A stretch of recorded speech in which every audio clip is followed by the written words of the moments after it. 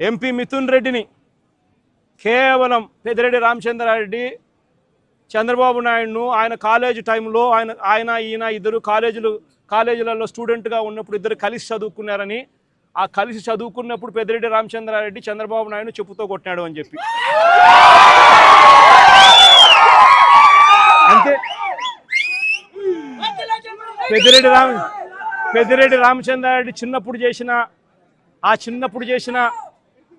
చిన్న గొడవ చంద్రబాబు నాయుడు మనసులో ఎంతగా నాటుకొని పోయింది అంటే, ఏకంగా పెద్దిరెడ్డి రామచంద్రారెడ్డి కొడుకును ఎట్ట తిరిగి జైల్లో పెట్టాలా, పెద్దిరెడ్డి రామచంద్రారెడ్డికి మనక్షోభ కలిగించాలా అని ఎంత సేడిస్టిక్గా ఆయన వ్యవహరిస్తూ ఉన్నాడు అని చెప్పడానికి ఇదొక నిదర్శనం. కాలేజీ టైంలలో గొడవలు జరుగుతూ ఉంటాయి, కొట్టుకుంటూ ఉంటారు.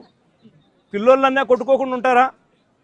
పిల్లోళ్ళు అన్నప్పుడు చంద్రబాబు నాయుడు ఉడుకు రక్తంలో ఉంటాడు, మా పెద్దిరెడ్డి రామచంద్రనాయుడు అన్న ఉడుకు రక్తంలోనే ఉండింటాడు.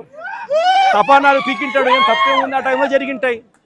ఆ జరిగిందాన్ని గుర్తుపెట్టుకొని సేడిజంగా ఇన్ని సంవత్సరాల తర్వాత కూడా ఆయన కొడుకును కూడా జైల్లో పెట్టించాలని చెప్పి ఇంతగా తాపత్రయపడతా ఉన్నాడంటే చంద్రబాబు నాయుడు, ఈయన మనిషిలోని విషం, ఈ మనిషిలోని రాక్షసత్వం ఎంతగా ఉంది అని చెప్పడానికి ఇదొక నిదర్శనం.